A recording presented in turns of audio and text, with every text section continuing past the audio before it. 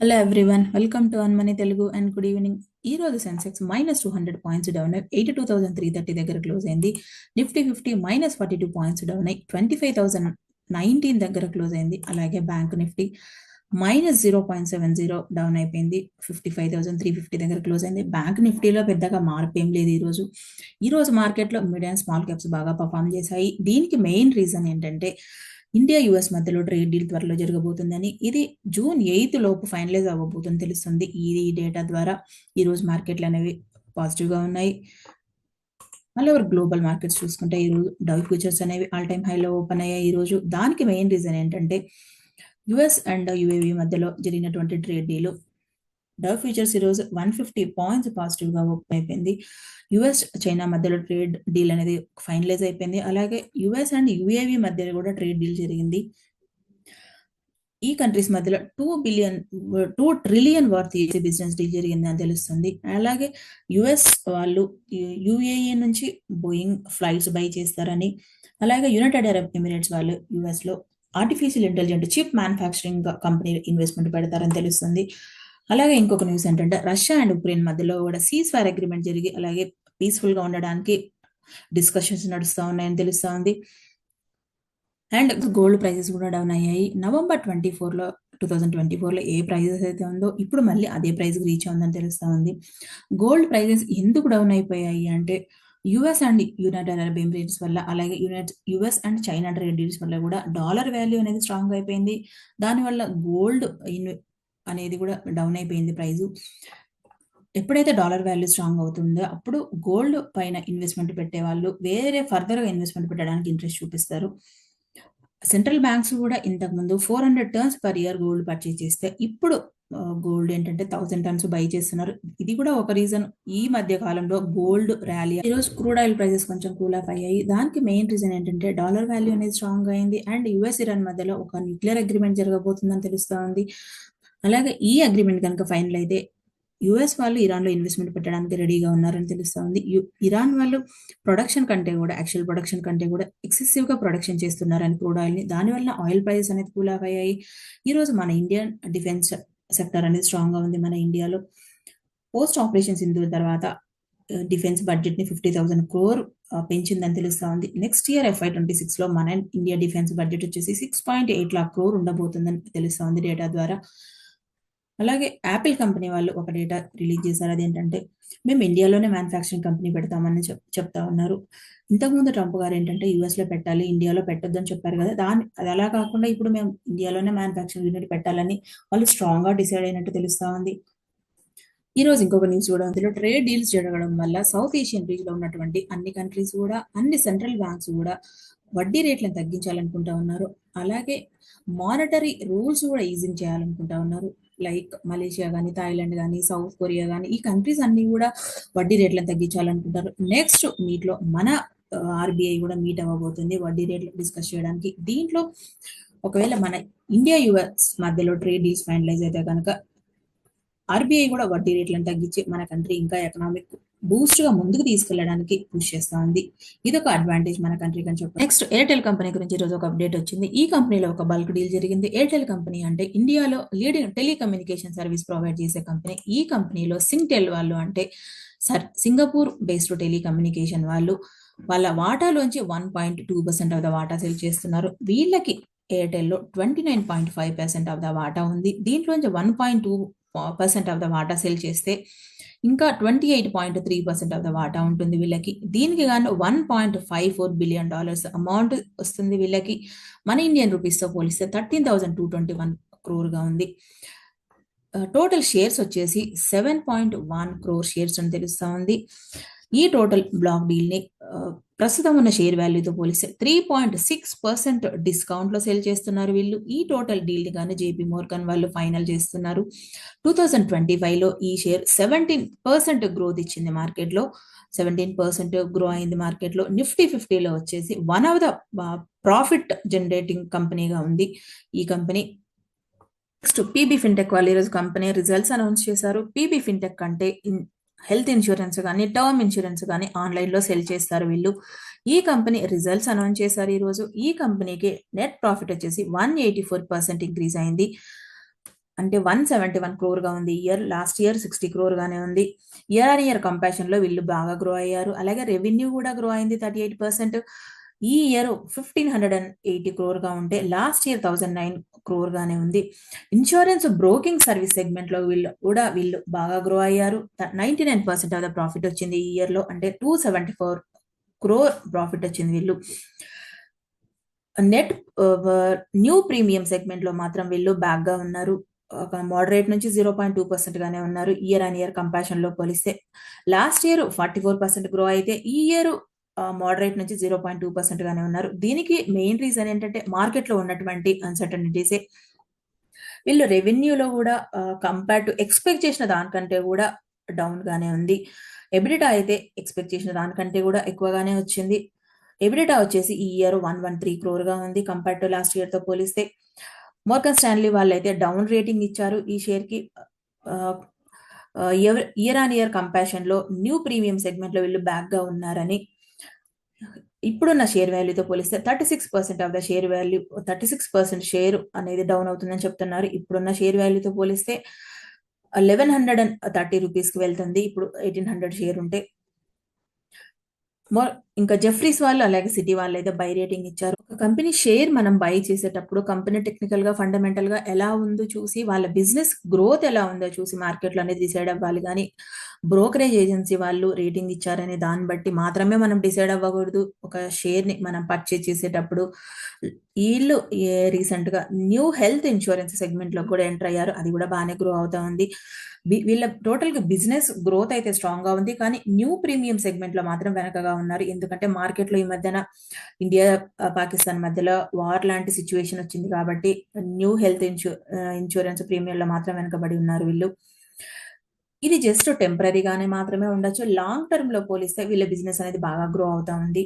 Long term investment కింద చూసుకుంటే ఆహ్, అన్ని సిట్యుయేషన్స్ అనాలిసిస్ చేసిన తర్వాత మాత్రమే ఇన్వెస్ట్‌మెంట్ పెట్టాలి అనేది నా ఒపీనియన్. నెక్స్ట్ ఎల్‌టిఐ మైంట్రీకి ఒక అప్డేట్ వచ్చింది. ఎల్‌టిఐ మైంట్రీ అంటే ఇదొక software based company. LTI Mindtree వాళ్ళు యూరో బ్యాంక్ అలాగే ఫెయిర్ ఫాక్స్ వాళ్ళతో కలిసి ఒక డిజిటల్ ఇన్నోవేషన్ హబ్‌ని బిల్డప్ చేస్తారని కెనడియన్ ఫైనాన్షియల్ ఫర్మ్ అయినటువంటి ఫెయిర్ ఫాక్స్ ఫైనాన్షియల్ హోల్డింగ్ వాళ్ళు అలాగే యూరోప్ బేస్డ్ యూరో బ్యాంక్ గ్రూప్‌తో బిల్డ్ చేసి ఈ డిజిటల్ ఇన్నోవేషన్ హబ్‌ని స్టార్ట్ చేస్తారని తెలుస్తా ఉంది. ఈ టోటల్ డీల్ వర్త్ వచ్చేసి $450 మిలియన్ అని తెలుస్తుంది. దీంట్లో వీళ్ళు ముఖ్యంగా ఏం చేశారంటే ఐడియేషన్, క్రియేషన్ అలాగే ఇంప్లిమెంటేషన్, అడ్వాన్స్డ్ డిజిటల్ సొల్యూషన్ వీళ్ళు ప్రొవైడ్ చేస్తారని తెలుస్తుంది. వీళ్ళు సైప్రస్ గవర్నమెంట్ స్ట్రాంగ్ అవ్వడానికి కూడా ఈ ఇన్నోవేషన్ హబ్ అనేది ఉపయోగపడతా ఉంది. రీజనల్‌గా అలాగే టెక్ ఇన్నోవేషన్ హబ్‌గా కూడా డెవలప్ అవుతుంది. గవర్నమెంట్ కూడా స్ట్రాంగ్‌గా అవుతుంది. యూనిక్ ఆపర్చునిటీస్ కూడా క్రియేట్ అవుతాయి. ఈ డిజిటల్ ఇన్నోవేషన్ హబ్ గనుక క్రియేట్ అయితే, ఈ హబ్‌లో ముఖ్యంగా వీళ్ళు ఫోకస్ చేసేదేంటంటే రిస్క్ మేనేజ్‌మెంట్ అలాగే operational efficiency and artificial intelligent ఉపయోగించి సైబర్ సెక్యూరిటీ ఇన్‌ఫ్రాస్ట్రక్చర్ గాని, సపోర్ట్ గాని అన్నీ కూడా ప్రొవైడ్ చేస్తారు వీళ్ళు ఈ ఇన్నోవేషన్ హబ్‌లో. ఇది ఒక కంపెనీకి ఒక అడ్ ఈ కంపెనీకి ఒక బెస్ట్ డీల్ అని చెప్పొచ్చు ఇది.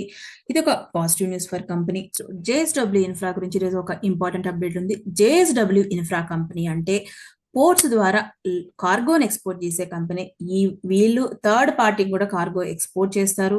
ఈ కంపెనీలో ఒక బల్క్ డీల్ జరిగింది ఈరోజు. 2% ఆఫ్ ద వాటాని సెల్ చేశారు. సజ్జన్ జిందాల్ ట్రస్ట్ వాళ్ళకి ఈ కంపెనీలో 80.72% ఆఫ్ ద వాటా ఉంది. దీంట్లో గాను వీళ్ళు సజ్జన్ జిందాల్ గారు అలాగే సంగీత జిందాల్ గారు 2% ఆఫ్ ద వాటాని సెల్ చేశారు. సెబీ రూల్స్ ప్రకారం ఎవ్రీ కంపెనీలో 25% ఆఫ్ ద పబ్లిక్ వాటా ఉండాలి. దీనికి గాను వీళ్ళు ఈ 2% ఆఫ్ ద వాటాని సెల్ చేశారు. ప్రస్తుతం ఉన్న షేర్ వాల్యూతో పోలిస్తే వీళ్ళు 3% డిస్కౌంట్ ప్రైస్‌లో సెల్ చేశారు. ఈ టోటల్ డీల్ వర్త్ వచ్చేసి 1239 క్రోర్ 4.26 క్రోర్స్‌ని సెల్ చేశారు వీళ్ళు. దీనివల్ల ఈరోజు షేర్ వాల్యూ కూడా 2% అనేది డౌన్ అయిపోయింది. ఈ కంపెనీ కూడా లాస్ట్ ఇయర్‌తో పోలిస్తే ఈ ఇయర్ కార్గో వాల్యూమ్స్ 5% ఇంక్రీజ్ అయ్యాయి. కంపెనీ రిజల్ట్స్ కూడా పోస్ట్ చేసింది ఈ కంపెనీ. ఎబిడిటా గాని, మార్జిన్స్ గాని, ప్రాఫిట్ గాని కూడా లాస్ట్ ఇయర్‌తో పోలిస్తే ఈ ఇయర్ అన్నీ ఇంక్రీజ్ అయ్యాయి. ప్రాఫిట్ వచ్చేసి 31% గ్రో అయింది. అంటే 1521 క్రోర్ గ్రో అయింది కంపేర్ టు లాస్ట్ ఇయర్తో పోలిస్తే. రెవెన్యూ కూడా 20% ఇంక్రీజ్ అయింది, 4,829 crore. అలాగే ఎబిడిటా కూడా 17% ఇంక్రీజ్ అయింది, 2,615 crore ఉంది. మార్జిన్ కూడా 54.2%గా ఇంక్రీజ్ అయింది. ఈ కంపెనీ సెబీ నార్మ్స్ ప్రకారమే వీళ్ళు సెల్ చేశారు.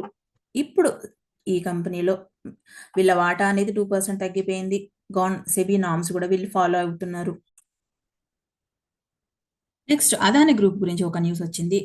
ఈ న్యూస్ ఏంటంటే మ్యూచువల్ ఫండ్ కంపెనీ వాళ్ళు 85 lakh షేర్స్ సెల్ చేశారు. అంటే 1160 crore రూపీస్కి సెల్ చేశారు వీళ్ళు మ్యూచువల్ ఫండ్ కంపెనీ వాళ్ళు ఎందుకు సెల్ చేస్తున్నారు అంటే స్టాక్స్ అనేవి హై వాల్యుయేషన్ లో ఉన్నాయి మార్కెట్లో. అలాగే రెగ్యులేటరీ రిస్క్ ఉందనేది రీసెంట్ గా యుఎస్ లో ఒక కేసు ఉంది. ఆ కేసు కూడా మన ఇండియన్ గవర్నమెంట్ ఇంకా స్టిల్ రివ్యూ చేస్తూనే ఉంది ఆ కేసుని. సెక్టోరల్ గా స్పెసిఫిక్ గా రిస్క్ కూడా ఉందని చెప్తున్నారు. ఒక మ్యూచువల్ ఫండ్ కంపెనీ సెలెక్ట్ చేసుకునేటప్పుడు స్టాక్ ని ఆ కంపెనీ మార్కెట్ లో స్ట్రాంగ్ గా గ్రో అవ్వాలి, పర్ఫార్మెన్స్ బాగుండాలి, అలాగే వాల్యుయేషన్ లో కూడా లో ఉండాలి. అలాంటి స్టాక్ ని మ్యూచువల్ ఫండ్ కంపెనీ సెలెక్ట్ చేసుకుంటాయి. ఈ కంపెనీకి హై రిస్క్ ఉండడం వల్ల వీళ్ళు సెల్ చేశారని తెలుస్తా ఉంది. ఈ కంపెనీ స్టాక్స్ కూడా వోలటాలిటీగా ఉన్నాయి మార్కెట్లో. యుఎస్లో ఒక అభియోగం ఎదుర్కొంటా ఉంది అదాని గ్రూప్. వాళ్ళు ఏంటంటే వాళ్ళ కంపెనీకి కాంట్రాక్ట్ రావడం కోసమని యుఎస్ గవర్నమెంట్లో ఉన్నటువంటి హయ్యర్ అఫీషియల్స్కి మనీ ఇవ్వడానికి ట్రై చేశారని ఇంకా కేసు జరుగుతూనే ఉంది. ఇది నెక్స్ట్ మంత్ వాళ్ళు ఫైనల్ జడ్జిమెంట్ ఏదో అనౌన్స్ చేశారు. లాస్ట్ మంత్ కూడా వీళ్ళు అదాని గ్రూప్ లో ఉన్నటువంటి హైయర్ అఫీషియల్స్ వెళ్ళి ట్రంప్ గారి అడ్మినిస్ట్రేషన్ లో ఉన్నటువంటి హైయర్ అఫీషియల్స్ తో మీట్ అయ్యి ఈ కేసుని డ్రాప్ చేయాలని వాళ్ళు రిక్వెస్ట్ చేశారు. కానీ వాళ్ళు ఇంకా ఫైనల్ జడ్జిమెంట్ ఏది అనేది డిసైడ్ అవ్వలేదు. ఇంకా అదాని గ్రూప్ కి సంబంధించినటువంటి ఇంకొక న్యూస్ కూడా ఉంది. వీళ్ళు అదాని గ్రూప్ అదాని ఎయిర్పోర్ట్ అనే కంపెనీ డ్రాగన్ పాస్ తో టైఅప్ అయ్యారు. ఎయిర్పోర్ట్ లాంజ్లో డిజిటల్ ట్రాన్స్ఫర్మేషన్ టెక్నాలజీ ప్రొవైడ్ చేస్తుంది ఈ కంపెనీ.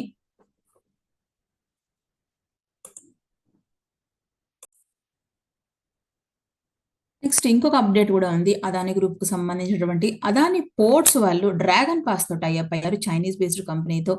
ఈ dragon pass company Adani ports కి సంబంధించినటువంటి లాంచ్ ఫెసిలిటీలో డిజిటల్ టెక్నాలజీ ప్రొవైడ్ చేస్తుంది వీళ్ళు ఆ లాంచ్ ఫెసిలిటీస్ కి. ఈ కాంట్రాక్ట్ ని వీళ్ళు క్యాన్సిల్ చేశారు. ఎందుకు క్యాన్సిల్ చేశారు అంటే మన ఇండియాలో పహల్గామ్ టెర్రరిస్ట్ అటాక్ తర్వాత, అలాగే ఆపరేషన్ సింధు తర్వాత ఇండియా పాకిస్తాన్ మధ్యలో వార్ జరిగింది. ఆ వార్కు గాను చైనా సపోర్ట్ ఇచ్చింది పాకిస్తాన్కి. దీనివల్ల ఇండియాలో మీరు చైనా కంపెనీతో ఎలా డీల్ చేసుకుంటారని ఇండియాలో క్రిటిసిజం ఎదురైంది ఈ కంపెనీకి. దానివల్లనే వీళ్ళు ఈ డీల్ ని క్యాన్సిల్ చేశారు. ఇండస్ ఇండ్ బ్యాంక్ కి ఒక న్యూస్ వచ్చింది. అదేంటంటే ఇండస్ ఇండ్ బ్యాంక్ లో 1,269 crore of the amount account లో లోపాలు ఉన్నాయని తెలిసింది. వీళ్ళు micro finance institution business segment లో ఐడెంటిఫై చేశారని, దీన్ని వీళ్ళు ఇంటర్నల్ ఆడిట్ రిపోర్ట్ వాళ్ళు ఐడెంటిఫై చేశారని తెలుస్తా ఉంది. 2025లో ఫస్ట్ 3 quarterలో వచ్చేసి దీన్ని ఇంట్రెస్ట్ అమౌంట్ ని వేరే దగ్గర ఎంట్రీ చేశారని, దీన్ని వీళ్ళు జనవరి 10th రోజు కరెక్ట్ గా ఎంటర్ చేశారని తెలుస్తా ఉంది. ఒక విజిల్ బ్లోయర్ అనేది కంప్లైంట్ చేశారు బ్యాంక్ లో ఉన్న ఇర్రెగ్యులారిటీస్ గురించి. దాని తర్వాత వీళ్ళు ఇంటర్నల్ లో ఉన్న బ్యాంక్ ఇంటర్నల్ ఆడిట్ రిపోర్ట్ వాళ్ళు కానీ, అలాగే అదర్ కమిటీ వాళ్ళు కానీ ఎగ్జామిన్ చేసిన తర్వాత దీన్ని ఐడెంటిఫై చేశారని తెలుస్తా ఉంది. బ్యాంక్ లో ఇంతకుముందు డెరివేటివ్స్ అండ్ పోర్ట్ఫోలియోలో అవకతవకలు జరిగాయని ఎండి అండ్ సిఇఓ గారు సుమిత్ కాటపాలియా గారు, అలాగే డిప్యూటీ సిఇఓ అరుణ్ కుమార్ గారు రిజైన్ చేసిన తర్వాత 2 weeksకే ఇలాంటివి బయటపడడం అనేది బ్యాంకింగ్ సెక్టర్ లో ఒక నెగిటివ్ న్యూస్ అనే చెప్పొచ్చు దీనికి గాను. ఇంకొకటి ఏంటంటే 595 crore worth of the amount ని ఎలాంటి ప్రూఫ్స్ లేకుండా కూడా వేరే అకౌంట్ లో వీళ్ళు ఎంట్రీ చేశారని తెలుస్తా ఉంది.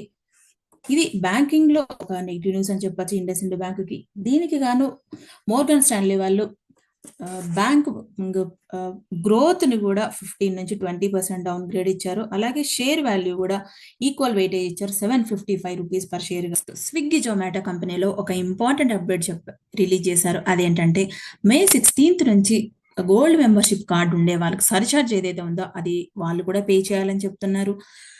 ఫస్ట్ జొమాటో స్విగ్గీ కంపెనీ అంటే ఆన్లైన్ ఫుడ్ డెలివరీ చేసే కంపెనీస్ ఈ రెండు కూడా గోల్డ్ మెంబర్షిప్ కార్డు ఉన్న వాళ్ళకి కొన్ని స్పెషల్ బెనిఫిట్స్ ఉంటాయి. ఆ బెనిఫిట్స్ అంటే ఇప్పుడు మనం చూద్దాం. ఫ్రీ ఫుడ్ డెలివరీ చేస్తారు వీళ్ళకి. 199 రూపీస్ ఆర్డర్ చేయాలి. అలాగే 7 kilometers డిస్టెన్స్ లోనే ఆ రెస్టారెంట్ అనేది ఉండాలి. దాంతోపాటు వీళ్ళు ఏదైతే ఫుడ్ ఆన్లైన్ లో ఆర్డర్ చేస్తారో దానిపైన 30% డిస్కౌంట్ వస్తుంది. మనం ఎప్పుడైతే రెస్టారెంట్ ని విజిట్ చేస్తామో అయితే ఈ జొమాటోతో స్విగ్గీతో టైఅప్ అయిన కంపెనీ హోటల్స్ రెస్టారెంట్స్ ఉంటాయో వాటిల్లో విఐపి టేబుల్ అనేది బుక్ అవుతా ఉంది. అలాగే వాళ్ళెక్కడైతే రెస్టారెంట్‌లో వెళ్లి వాళ్ళ బిల్ ఉంటుందో వాటి పైన గూడా 30% డిస్కౌంట్ అనేది ఇస్తారు వీళ్ళు. ఈ గోల్డ్ మెంబర్‌షిప్ ఉండే వాళ్ళకి ఎప్పుడు కూడా సర్చార్జ్ అనేది పే చేయదు ఆన్‌లైన్ ఫుడ్ డెలివరీస్‌కి. ఇప్పుడు ఈ సర్చార్జ్‌ని కూడా క్యాన్సిల్ చేస్తున్నారు వీళ్ళు ఈ రెయినీ సీజన్‌లో. నెక్స్ట్ మేబీ రెయినీ సీజన్ అయిన తర్వాత ఆహ్, సర్చార్జ్ అనేది ఇప్పుడు పే చేయాలి గానీ తర్వాతకి క్యాన్సిల్ చేయొచ్చు. వీళ్ళు చెప్తున్నదేంటంటే జొమాటో వాళ్ళు ఏంటంటే ఈ సర్చార్జ్‌ని ఏదైతే ఉందో ఆహ్, రెయినీ సీజన్‌లో ఎవరైతే ఫుడ్ డెలివరీ చేసే ఎంప్లాయీస్ ఉంటారో వాళ్ళ బెనిఫిట్స్ కోసం మేము వాడతామని చెప్తున్నారు. ఇది కంపెనీకి ఒక పాజిటివ్ న్యూస్ అవ్వచ్చు. దానివల్ల ఈరోజు కంపెనీ షేర్స్ అనేవి స్విగ్గీ, జొమాటో షేర్స్ 3% పెరిగాయి ఈరోజు. కంపెనీకి ఒక నెగెటివ్ న్యూస్ గూడా అవ్వచ్చు. ఎందుకు నెగెటివ్ న్యూస్ అంటున్నానంటే, ఆల్రెడీ గోల్డ్ మెంబర్‌షిప్ ఉండే వాళ్ళకి తీసుకున్న వాళ్ళు కొన్ని బెనిఫిట్స్ కోసమనే స్పెషల్ అమౌంట్ పెట్టి మరీ తీసుకుంటారు గోల్డ్ మెంబర్‌షిప్‌ని. ఎవ్రీ పర్ ఇయర్ వాళ్ళు పే చేసేది రూ. 1499. ఇప్పుడు సర్చార్జ్‌లు పే చేయాలి, ఎలాంటి బెనిఫిట్స్ ఇవ్వట్లేదు అంటే, వాళ్ళు మెంబర్‌షిప్ కార్డ్‌ని క్యాన్సిల్ అయినా చేసుకోవచ్చు. లేకపోతే కొత్త మెంబర్‌షిప్ తీసుకునే వాళ్ళు గూడా వెనక వెళ్ళొచ్చు. కొత్తగా తీసుకునే వాళ్ళు గూడా. ఇది కంపెనీకి ఒక నెగెటివ్ న్యూస్ కూడా చెప్పొచ్చు. మేము చేస్తున్న ఈ హార్డ్ వర్క్ మీకు నచ్చినట్టయితే లైక్ చేయండి, షేర్ చేయండి, కామెంట్ చేయండి. Thank you and take care.